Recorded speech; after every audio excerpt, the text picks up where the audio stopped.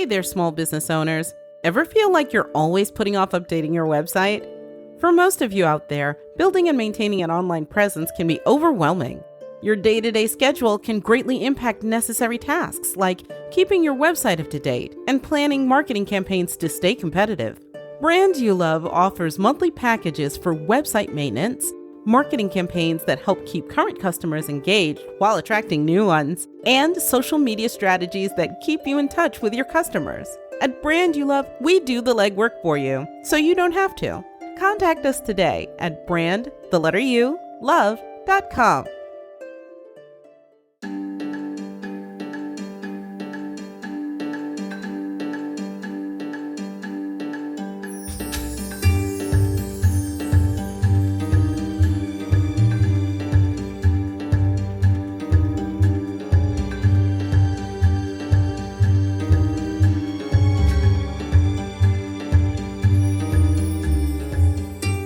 Welcome to Desert City, a Dungeons & Dragons 5e actual play produced by TTRP Theater. I'm Duke Walter, I play Ellen. Dean Martin Jr. plays Kevyn. Chris Freedom plays Theo. And Jazz Abramowitz plays everyone else. We got to rest up after fighting some skeletons. We are still deep underground, and we are on our way to unlock the mystery of the God's Agate. We're going to make a few new friends this time around. If you're back for episode 34, thank you so much for sticking around and continuing to listen. We are having such a good time with this game. Don't forget to do all the things that content creators ask you to do. It's always appreciated. The likes, the subscribes, and such. Pro tip for this week: when you're traveling, don't forget to bring an extra battery for your mouse, and always bring a backup set of headphones. And pack half as many pairs of underwear as you plan on packing. If you're gone for 2 days, you don't need 5 pairs. All right, here we go. Welcome back to Desert City.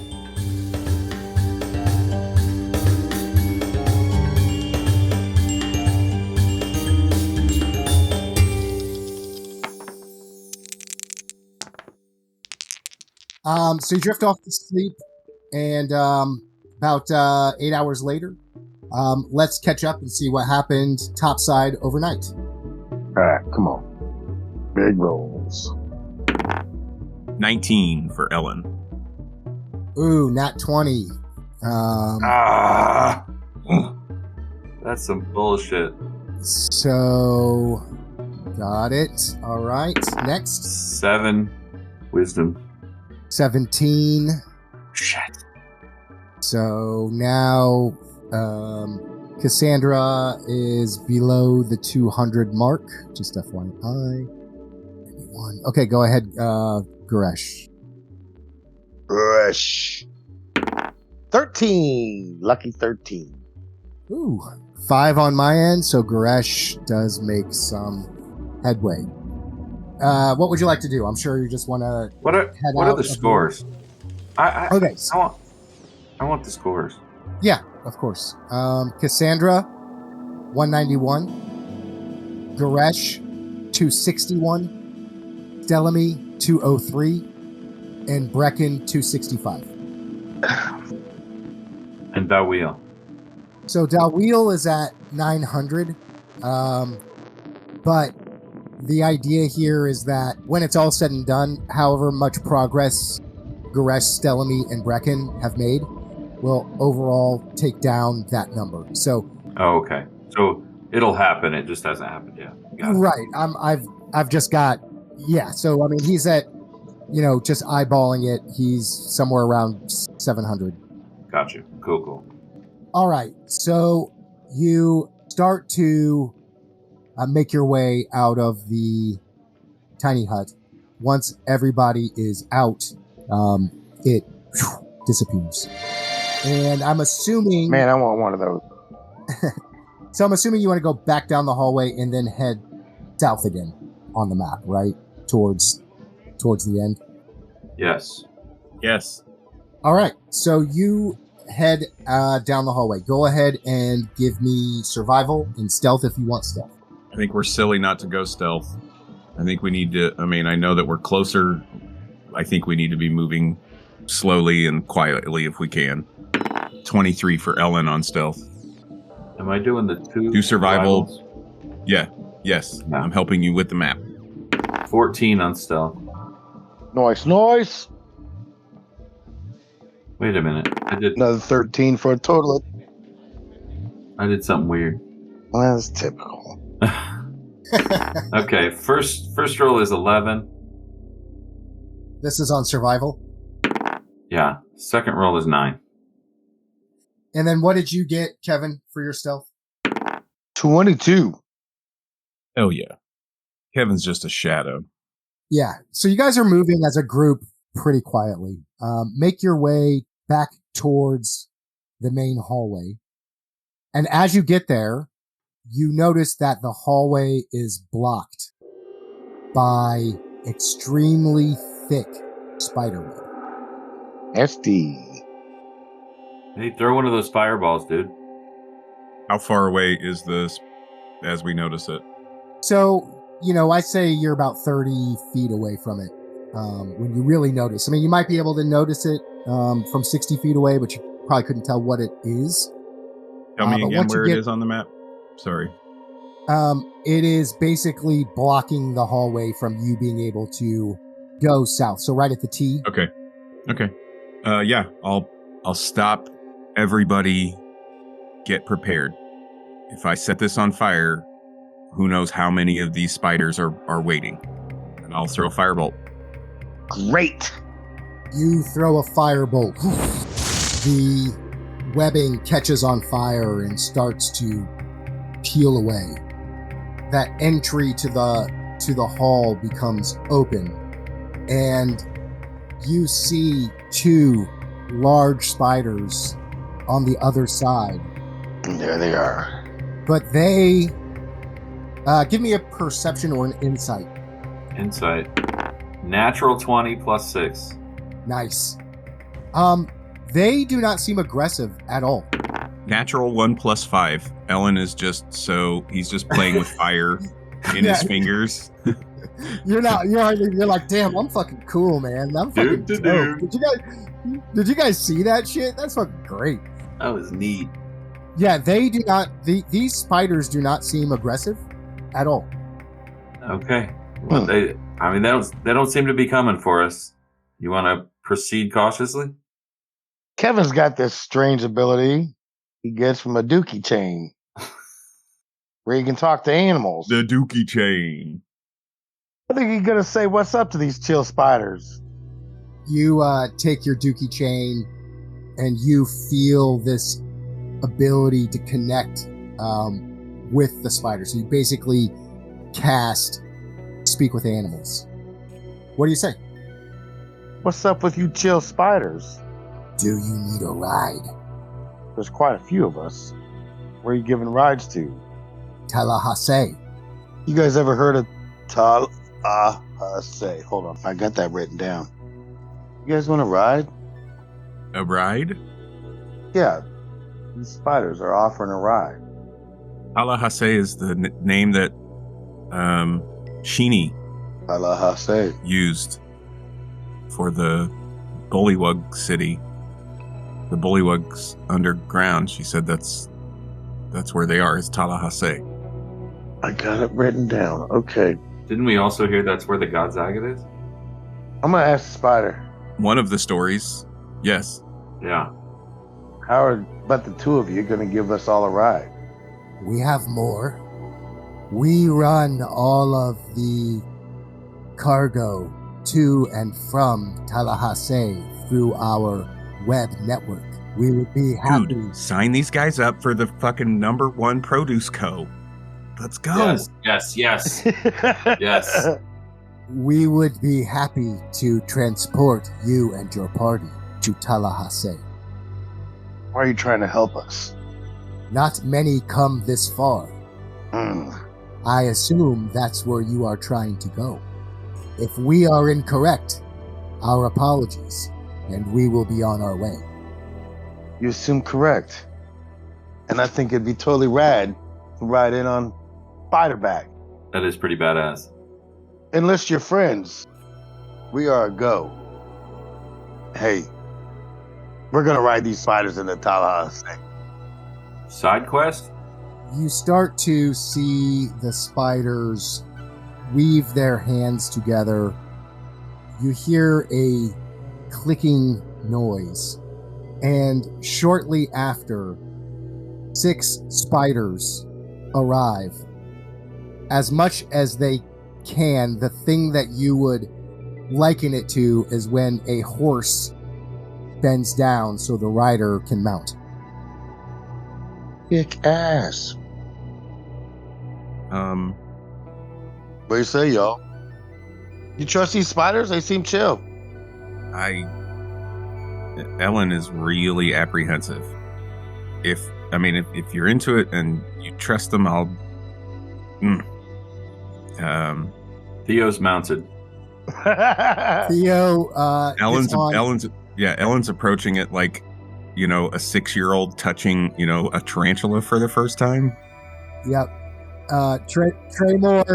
Tremor just follows lead of Theo, and he just jumps on one as soon as he sees Theo brave enough to do so. I mean, we got their back. I mean, if they turn ugly on us, a dagger probably end any sort of threat pretty quick, Kevin's all in. Like, Ellen is super squeamish. He gets up on there, but he's just fidgety and shifty, and he's super tense. Like, his shoulders are up, and he's putting his hands down in it, and you see him grab onto some of the hairs, like he's just like, oh. So everybody gets onto their mount. You start to see them weave their hands together, creating webbing.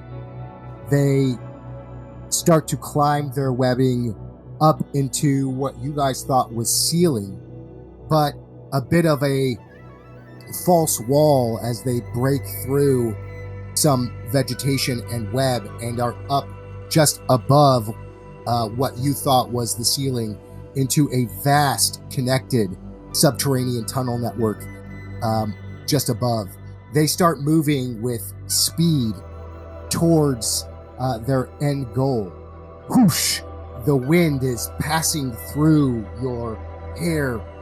They're moving at these incredible speeds with a aliveness that you've not experienced. And after what seems like 30 or 40 minutes, they come to an abrupt stop. They use their arms to peel away some of that false wall and lower themselves down back into the hallway. Which hallway did we get to? You might not know because you didn't get to, you didn't get to actually traverse it yourself. But I will tell you this. Through context, just from looking around. Actually, do this. Give me a perception check. All of us? Do. Yeah, whoever wants to. Okay, I'm rolling. Better. A 3 + 6, 9. Ellen is still just freaked out and just grossed out by riding a spider. I got a 7. Ellen, remember that time that band of young girls came through and you hooked up with that one? I think it was your first kiss. Remember that? No. Well, you had that same look on your face trying to mount that spider. It just reminded me of how nervous you were with that girl. So funny. I don't know what you're talking about. Yeah, convenient. 9 for Kevin.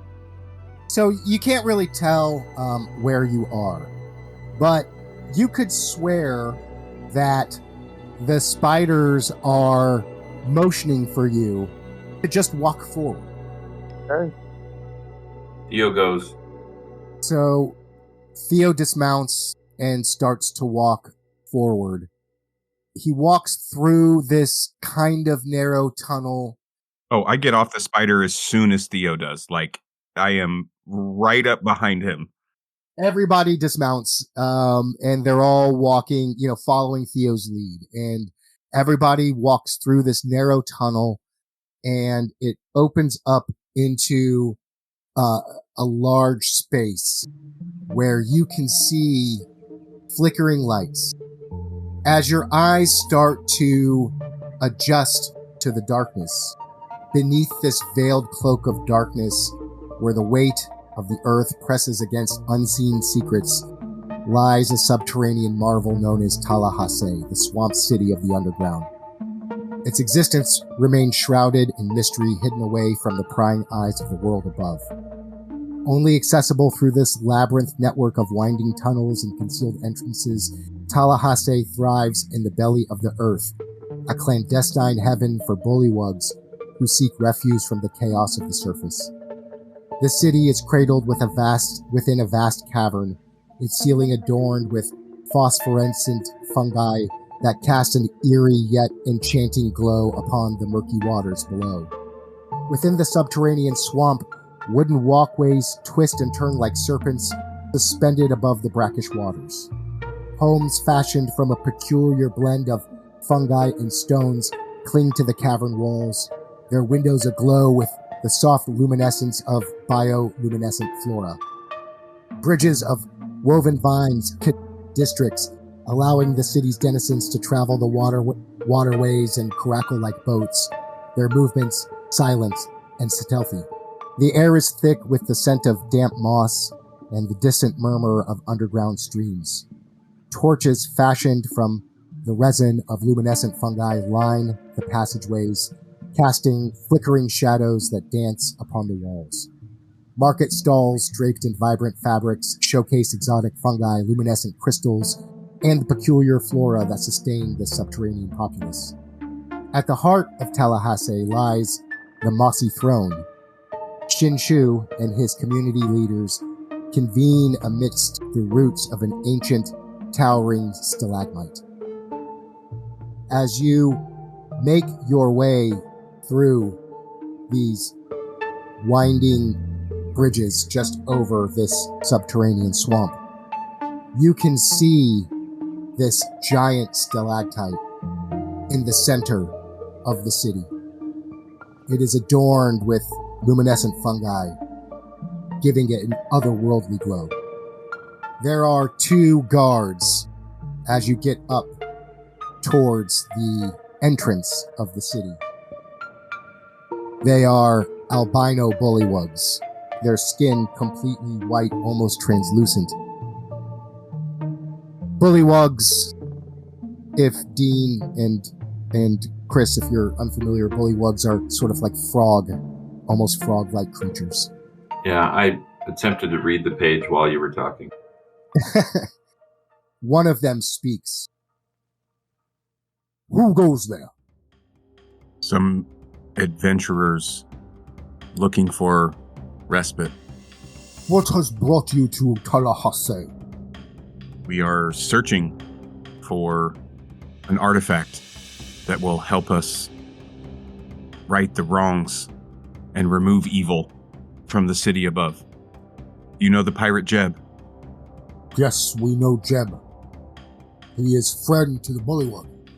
We have been sent by his partner, Sheeny.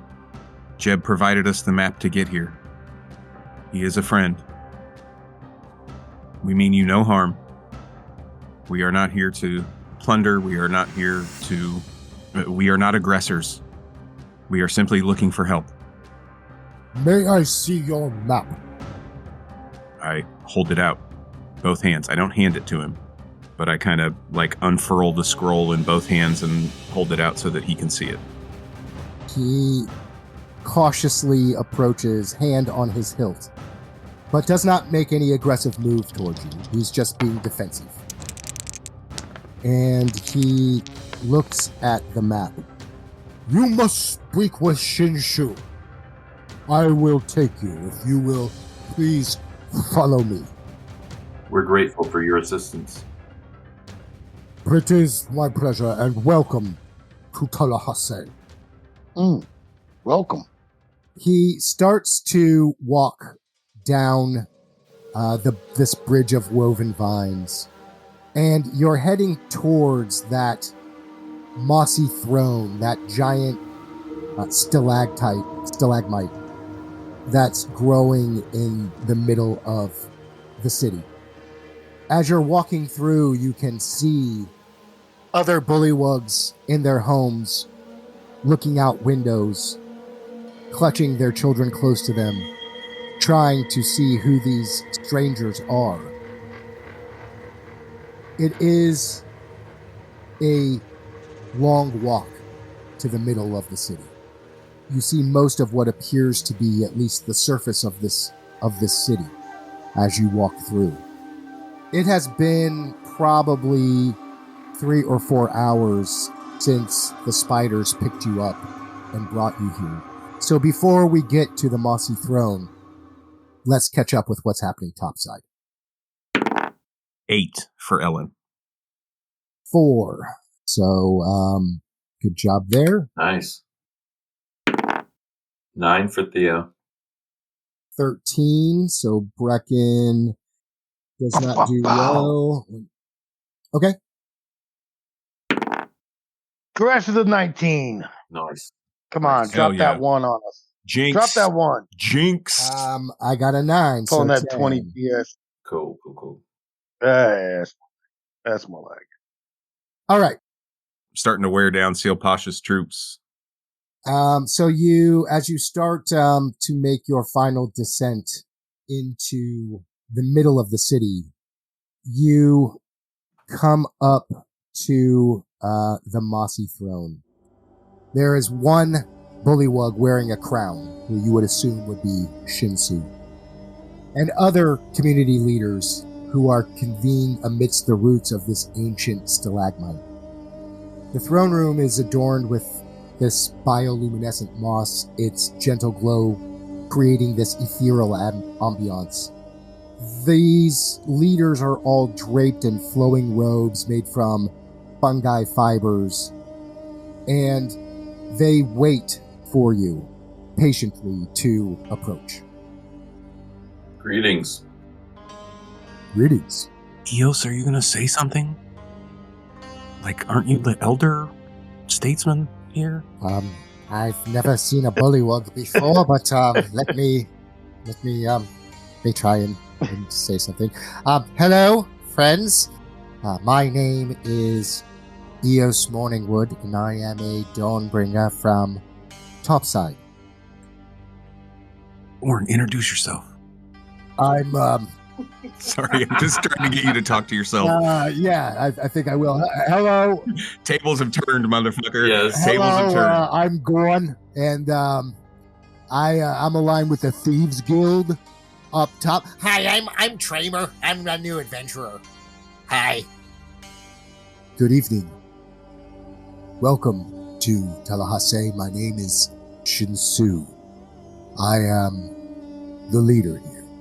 Would the rest of you like to introduce yourself so that we know who we are speaking with? My name is Ellen Chadley. We were given a map to this area by the partner of the pirate Jeb. Ah, yes, Jeb. Good friend of ours. Helps us stay afloat and brings us cargo we need in order to survive and thrive. My name is Antheos Fanchon, and I go by Theo amongst my friends. So let's start with Theo.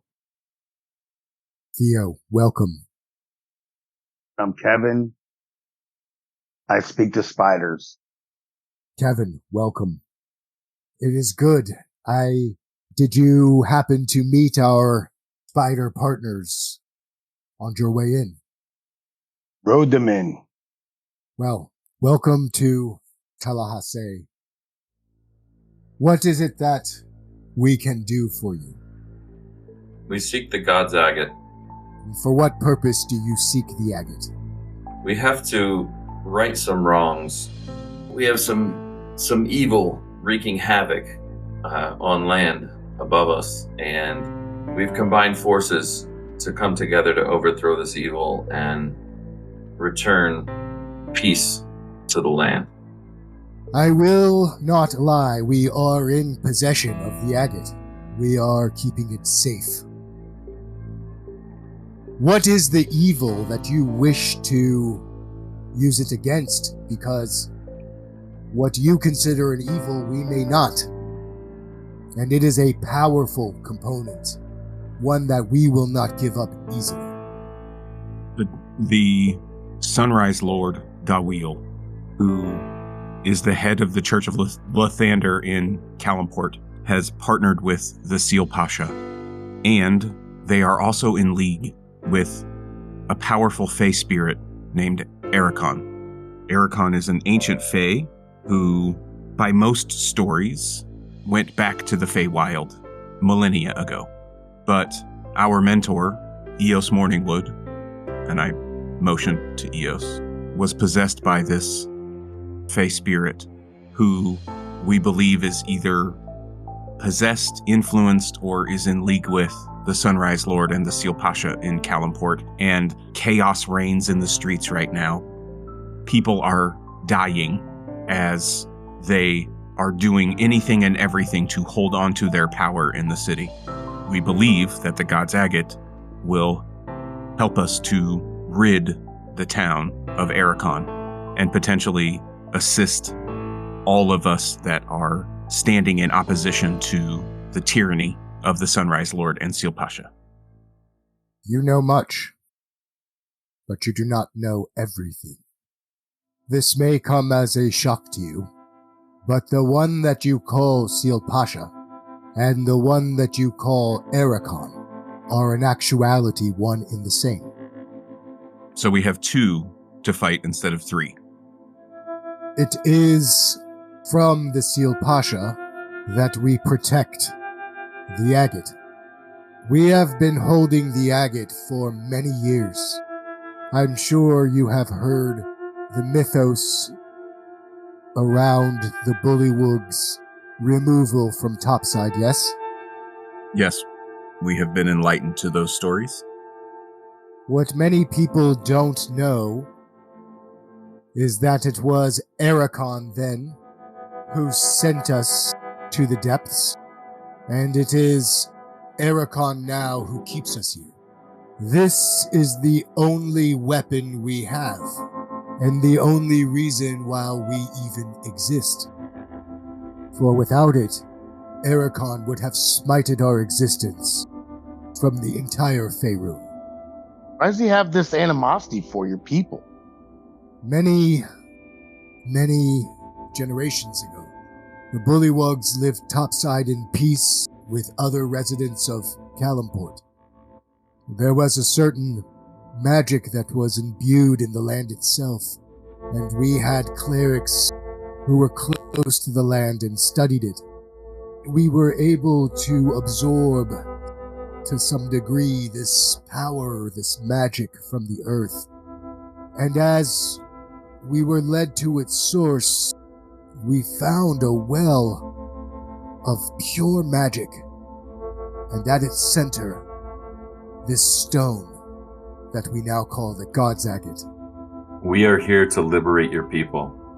I appreciate that, Entheon. We may want to liberate, but we have found peace here in our city of Tallahassee. What I think we are interested in is not to come back to topside, but to at least have methods to share resources, wisdom, knowledge, art, music with those who live there. But to answer your question, Kevyn, when we found the God's Agate, Ericon saw that as a way for him to be able to become a god. He was not trustworthy in our eyes. When we refused to give the agate, he tried to take it by force. We were able to hold him off, and so he took a different route, disguised himself with a new face, ran for some sort of political office, and had us banished into the subterranean. But we dare not come to the surface with the agate for fear of his power. We are not the force that we once were. Do you have holding cells, and how effective are they? We have a few places that we can keep people for a few days. They are not very well equipped. We don't have much need for them here in Tallahassee. This is risky, but in the name of trust and in the name of all of our safety, I have to disclose something. When I negotiated with Ericon for the release of Eos, I believe I may have inadvertently made a deal to exchange myself as the victim of his possession. It's quite possible that I'm possessed by Ericon right now, and the last thing I want to do is be the Trojan horse that brings him to the God's Agate. I insist that you hold me while the others hopefully gain access to the tool that might liberate all of us. Thank you for your admission. Ellen's mouth just drops open. Eos comes up, puts an arm around you, Theo. A deal with Ericon is no laughing matter. Many have succumbed to his ways. The thing that we know to be true of Ericon is that his bargains come at a cost that aren't always expected. And should you be possessed by him, in other words, should he have the ability to temporarily take over your actions, you pose no threat to us in the short term, unless you are actually holding the agate itself, so that will certainly be taken into consideration. I feel better knowing that everybody knows, so we can all work in concert to keep me personally away from it. Damn. Forgive me, Shinsu. You hold the agate. You hide the agate. You believe that having the agate in your possession keeps Ericon away, prevents him? You think that's a fear? Do you think that there's some kind of aura that keeps him away from it? Or is it just that you're lucky? The agate has tremendous power.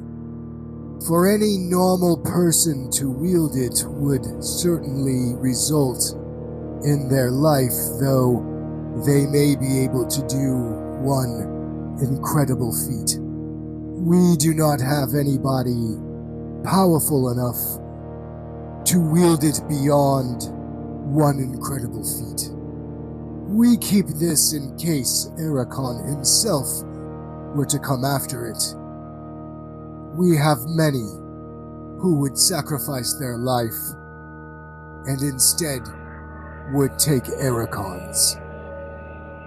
A fair trade in our minds. There are 3 of us in this group that have the ability to wield magic. I am one of those.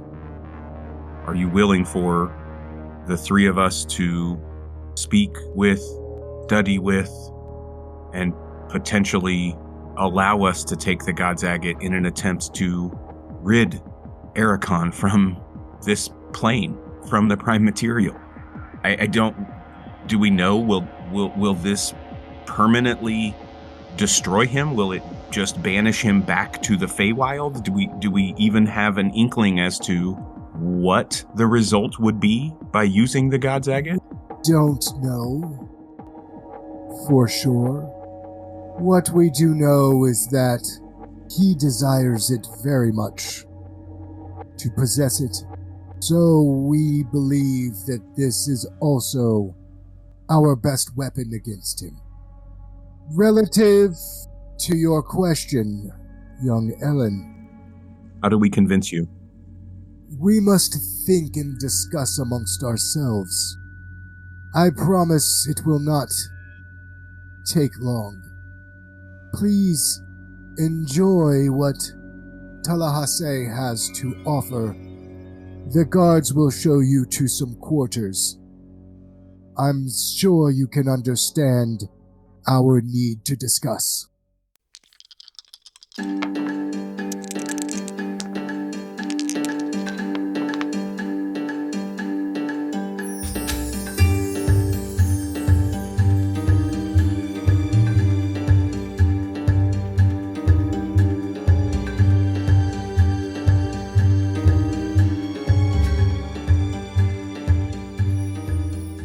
This is Desert City, a D&D5E actual play produced by TTRP Theater.